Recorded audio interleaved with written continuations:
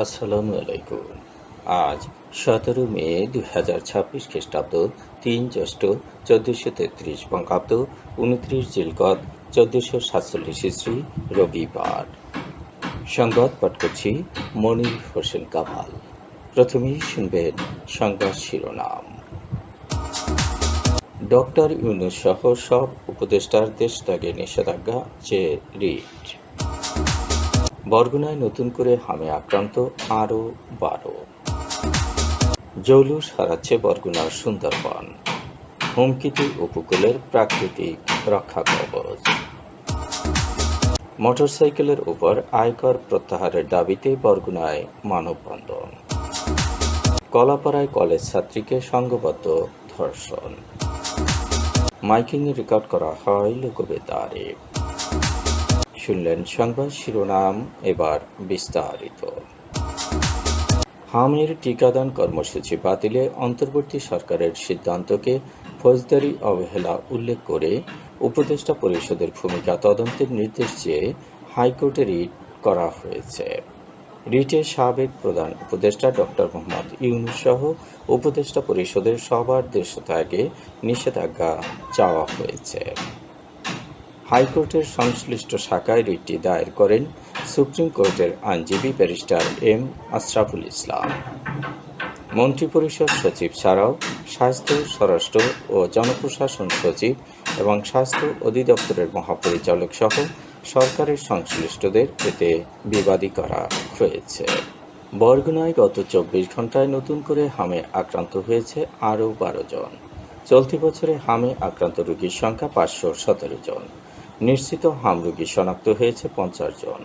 সুস্থ হয়ে বাড়ি ফিরেছে 455 জন। এখন পর্যন্ত মারা গেছে 9 জন। গত 24 ঘণ্টায় বরগুনায় নতুন করে ডেঙ্গুতে আক্রান্ত হয়েছে 2 জন। চলতি বছরে এখন পর্যন্ত ডেঙ্গু আক্রান্ত রোগীর সংখ্যা 102 জন। হাসপাতালে ভর্তি আছেন 3 জন। গত 24 ঘণ্টায় ডায়রিয়ায় আক্রান্ত হয়েছে 32 জন।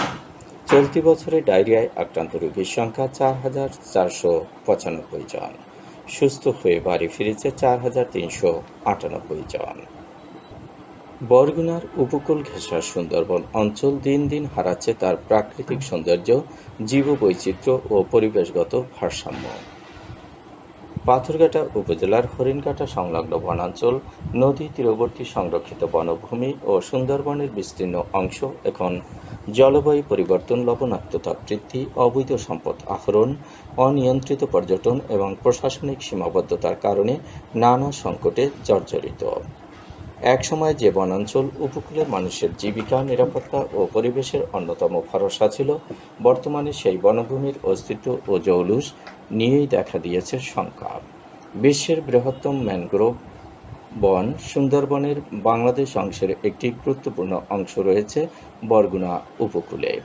বিশেষ করে হরিণঘাটা, চরদোয়ানি ও আশপাশের বনাঞ্চল উপকূলীয় পরিবেশের ভারসাম্য রক্ষায় দীর্ঘদিন ধরে গুরুত্বপূর্ণ ভূমিকা পালন করে আসছে।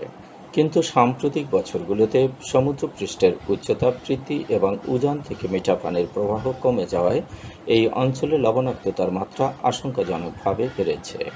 ফলে সুন্দরী, গেওয়া ও পশুর সহ বিভিন্ন প্রজাতির গাছের স্বাভাবিক বৃদ্ধি ব্যাহত হচ্ছে। অনেক স্থানে গাছপালা শুকিয়ে যাচ্ছে এবং নতুন চারার বেঁচে থাকার হারও কমে এসেছে। জলবায়ু পরিবর্তনের প্রভাবের পাশাপাশি প্রাকৃতিক দুর্যোগও সুন্দরবনের উপর মারাত্মক চাপ সৃষ্টি করেছে। ঘূর্ণিঝড় ছিডর, আমপান, আইলা ও সর্বশেষ রিমানের আঘাতে বরগুনা উপকূলের বনাঞ্চল ব্যাপক ক্ষতির মুখে পড়েছে। বন বিভাগের তথ্যমতে প্রাকৃতিক দুর্যোগগুলোতে বহু গাছ উপড়ে গেছে এবং বন্যপ্রাণীর স্বাভাবিক আবাসস্থল নষ্ট হয়েছে। হরিণসহ বিভিন্ন প্রাণীর মৃত্যুর ঘটনা ঘটেছে। এতে বনাঞ্চলের ভারসাম্য ক্রমেই দুর্বল হয়ে পড়ছে। বরগুনার সুন্দরবন অংশে পর্যটনের সম্ভাবনা থাকলেও প্রয়োজনীয় পরিকল্পনা ও ব্যবস্থাপনার অভাবে তা বিকশিত হচ্ছে না। হরিণঘাটা এলাকায় পর্যটকদের আগমন বাড়লেও সেখানে নেই পর্যাপ্ত নিরাপত্তা, পরিবেশ বান্ধব অবকাঠামো কিংবা বর্জ্য ব্যবস্থাপনা। পর্যটকদের ফেলে যাওয়া প্লাস্টিক ও পলিথিন নদী ও বনাঞ্চলের পরিবেশ দূষিত করছে। এছাড়া অনিয়ন্ত্রিত নৌযান চলাচল বনের প্রাণীকুলের জন্য হুমকি হয়ে দাঁড়িয়েছে। স্থানীয়দের অভিযোগ, পর্যটন ব্যবস্থাপনায় দীর্ঘদিন ধরে সমন্বিত উদ্যোগের অভাবে বরগুনার এই সম্ভাবনাময় অঞ্চলটি অবহেলিতই রয়ে গেছে। এদিকে বনজ সম্পদ আহরণও চলছে নানা অনিয়ম। কিছু অসাধু চক্র অবৈধভাবে কাঠ কাটা, মাছ শিকার ও বন্যপ্রাণী নিধনের সঙ্গে জড়িত। বিশেষ করে বাঘ, হরিণ ও অন্যান্য প্রাণীর চামড়া ও হাড় পাচারের অভিযোগ রয়েছে। পাশাপাশি উপকূলীয় নদীপথে মাঝে মধ্যেই বনদস্যু ও জলদস্যুদের তৎপরতা দেখা যায়। এতে জেলে, মৌয়াল ও বনজীবীদের মধ্যে আতঙ্ক বিরাজ করছে। নিরাপত্তাহীনতার কারণে অনেকেই জীবিকার জন্য সুন্দরবনে যেতে ভয় পাচ্ছেন। বিশেষজ্ঞরা বলছেন, সুন্দরবন একটি বনভূমি নয়, বরং উপকূলের মানুষের প্রাকৃতিক সুরক্ষা বলয়। প্রতিবছর ঘূর্ণিঝড় ও জলোচ্ছ্বাসের সময় এই বনই উপকূলকে বড় ধরনের ক্ষতির হাত থেকে রক্ষা করে। একই সঙ্গে এটি দেশের জীববৈচিত্র্য, মৎস্য সম্পদ ও স্থানীয় অর্থনীতির অন্যতম প্রধান ভিত্তি। তাই বরগুনার সুন্দরবন অংশকে রক্ষা করতে হলে এখনই সমন্বিত উদ্যোগ নিতে হবে। বনাঞ্চলে নজরদারি বাড়ানো, অবৈধ সম্পদ আহরণ বন্ধে কঠোর ব্যবস্থা গ্রহণ, পরিবেশবান্ধব পর্যটন ব্যবস্থা চালু ও উপকূলীয় এলাকায় ব্যাপক বৃক্ষরোপণ কর্মসূচি বাস্তবায়নের দাবি জানিয়েছেন পরিবেশবাদীরা। তাদের মতে, দ্রুত কার্যকর পদক্ষেপ না নিলে বরগুনার সুন্দরবন একসময় শুধু মানচিত্রে সীমাবদ্ধ হয়ে পড়বে। মোটরসাইকেলের উপর নতুন আয়কর ও অতিরিক্ত ফি আরোপের প্রতিবাদে এবং তা বাতিলের দাবিতে বরগুনায় মানববন্ধন করেছে ক্ষুব্ধ বাইকার ও সাধারণ চালকরা। আজ বেলা 11:30টায় বরগুনা প্রেস ক্লাবের সামনে এই মানববন্ধন আয়োজন করেন Yamaha Riders club Barguna. Barguna Yamaha Riders ক্লাবের প্রতিনিধি খান শুভর সভাপতিত্বে বক্তব্য রাখেন বরগুনা ইয়ামাহা রাইডার্স ক্লাবের সদস্য শাহ আলী, সাইফুল্লাহ আল আজহারি, সাংবাদিক মাসুম বিল্লাহ সহ বিভিন্ন বাইকার রাইডাররা। বক্তারা বলেন, কর বৃদ্ধির আগে নাগরিকদের জন্য আলোচনা করে একটি যৌক্তিক কাঠামো নির্ধারণ করা উচিত ছিল।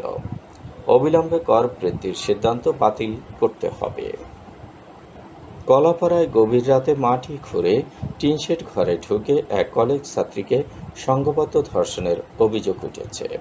শনিবার রাত 1:30টার দিকে এ ঘটনা ঘটে। তার মা ছোট ভাইকে নিয়ে নদীতে চিংড়ির রেণু আহরণে গেলে তিনি ঘরে একা ঘুমিয়েছিলেন। রাতের আঁধারে মুখোশধারী দুজন ঘরে ঢুকে তাকে জিম্মি করে নির্যাতন চালায়। মাইকিংয়ে রেকর্ড করা হয় লোকবেতারে। সুমধুর ও সুস্পষ্ট কণ্ঠে মাইকিংয়ের জন্য লোকবেতারের বিকল্প নেই। লোকবেতারের সাউন্ডপ্রুফ স্টুডিওতে করা হচ্ছে গান ও নাটকের রেকর্ড। সেই সাথে লোকবেতারে নামমাত্র টাকায় প্রচার করা হচ্ছে বিজ্ঞাপন। 15 সেকেন্ডের বিজ্ঞাপন প্রচারিত হচ্ছে মাত্র 500 টাকায়। 30 সেকেন্ডের বিজ্ঞাপন 1000 টাকা, 45 সেকেন্ডের বিজ্ঞাপন 1500 টাকা আর 1 মিনিটের বিজ্ঞাপন প্রচার করা হয় মাত্র 2000 টাকায়। নির্ধারিত টাকার বিনিময়ে প্রতিদিন কমপক্ষে 5 বার করে পুরো 1 মাস বিজ্ঞাপন প্রচার করা হবে। মাইকিং ও বিজ্ঞাপনের জন্য যোগাযোগ করবেন 01-7755-6644 নম্বরে। এবারে শুনবেন আবহাওয়ার খবর।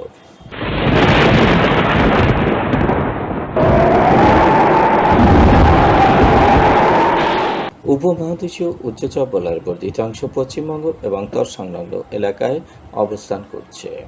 মৌসুমের স্বাভাবিক লঘুচাপ দক্ষিণ বঙ্গোপসাগরে অবস্থান করছে। এর একটি বর্ধিত অংশ উত্তর পূর্ব বঙ্গোপসাগর পর্যন্ত বিস্তৃত।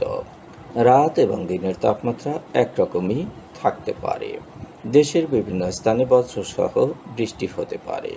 আজ দেশের সর্বোচ্চ তাপমাত্রা ছিল যশোরে 37 ডিগ্রি সেলসিয়াস এবং সর্বনিম্ন তাপমাত্রা ছিল সিলেটে 20.5 ডিগ্রি সেলসিয়াস। বরগুনার সর্বোচ্চ তাপমাত্রা 35.1 ডিগ্রি সেলসিয়াস, সর্বনিম্ন 27.6 ডিগ্রি সেলসিয়াস। আগামীকাল সূর্যোদয় হবে ভোর 5:15। সংবাদ শেষ করার আগে শিরোনামগুলো আবার পড়ছি। ডক্টর ইউনূস সহ সব উপদেষ্টার দেশত্যাগে নিষেধাজ্ঞা চেয়ে রিট। বরগুনায় নতুন করে হামে আক্রান্ত আরও 12। জৌলুস হারাচ্ছে বরগুনার সুন্দরবন। হুমকিতে উপকূলের প্রাকৃতিক রক্ষা কবচ। মোটরসাইকেলের উপর আয়কর প্রত্যাহারের দাবিতে বরগুনায় মানববন্ধন। কলাপাড়ায় কলেজ ছাত্রীকে সংঘবদ্ধ ধর্ষণ। মাইকিংয়ে রেকর্ড করা হয় লোকবেতারে। সংবাদ শেষ করার আগে জানিয়ে দিচ্ছি লোকবেতারে সংবাদ জানানোর মোবাইল নম্বর। আপনার এলাকার গুরুত্বপূর্ণ সংবাদ জানাতে ফোন করুন 017755564445 নম্বরে। আর লোকবেতারের সাথে যুক্ত হয়ে গান শুনতে চাইলে SMS করুন 01782973478 নম্বরে। মোবাইল করবেন 0195943854 নম্বরে। বিশ্বের সব জায়গা থেকেই শুনতে পারবেন লোকবেতার। লোকবেতার FM.org ওয়েবসাইটের মাধ্যমে শুনুন সরাসরি অনুষ্ঠান। সংবাদ পাঠ এখানেই শেষ করছি।